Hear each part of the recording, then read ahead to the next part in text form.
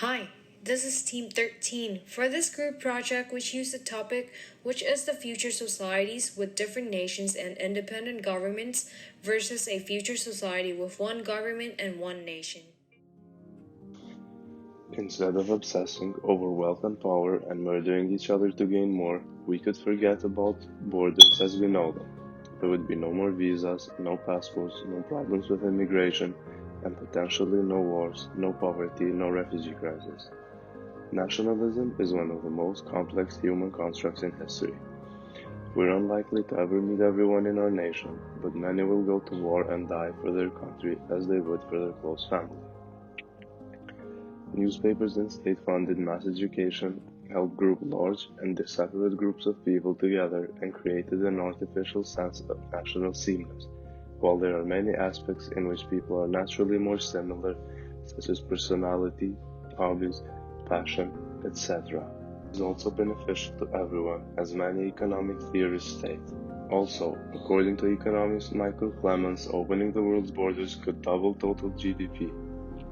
However, the most important indicator that we now need to be unified more than ever is the fact that today's greatest problems are not limited within our borders. Global warming and climate change, deforestation, desertification, habitat destruction, overpopulation and such are problems that threaten our very existence, and only unified we can do something about it, while events such as the US pulling out of the Paris Accord do not help at all.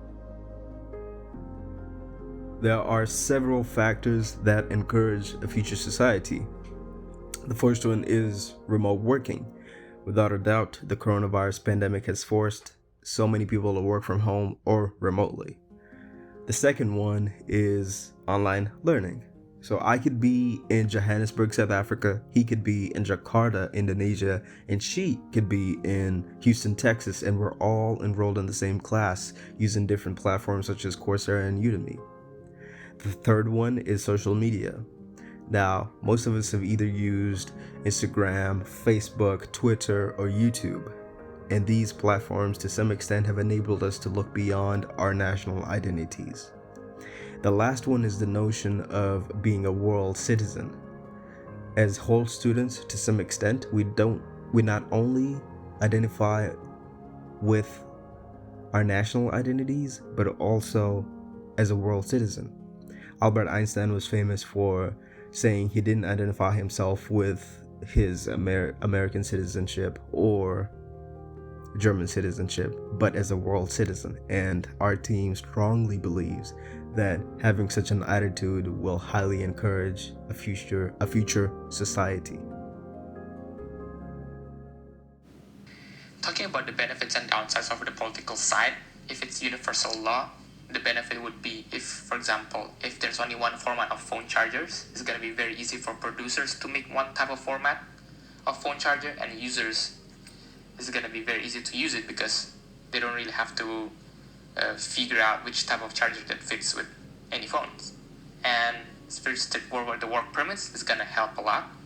And in terms of shared government spending, they can move those funds to regions that actually needed help.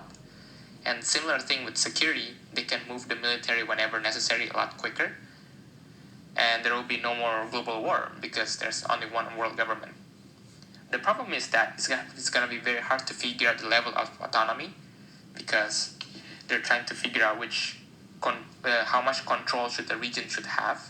And it's going to lead to also laws, which law should be enacted in that region. Should it follow their own previous rules before they turn into a one world government, and so on and so on. Because under one world government, it's very hard to account for each other and can lead to a lot of corruption. And the last problem would be overpopulation and migration, because there are no more work permits. Some people might move to a well-developed region and leaving their developing regions behind, and it's going to lead to instability in the world. With one society in the future, economy will change in a significant way.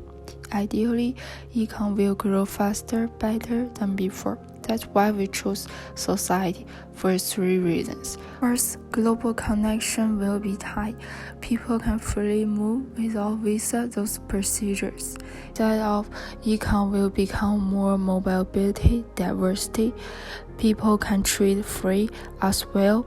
Free trade will increase the quantity of the good, decrease the price, such as 1% of the price go down, then the market price will hold down 2% with same, even higher quantity of the good. So that let customers have more options, that's our second reason. More options also mean the competition. This requires company and employee keep learning new things in order to adjust their business, keep up with the market shifting. Third one, competition also increase the speed of the company efficiency and innovation. Free trade will work with other market and resources. We'll choose the one that is more productive. As a result, more investment and worker will earn more salary, and finally, econ will grow. Cultural aspect. The future society broadened access to goods and services. The same goes for information and technology. Also, when the world unified into one society, it will increase the cultural awareness. It will have increased cross-cultural understanding and sharing.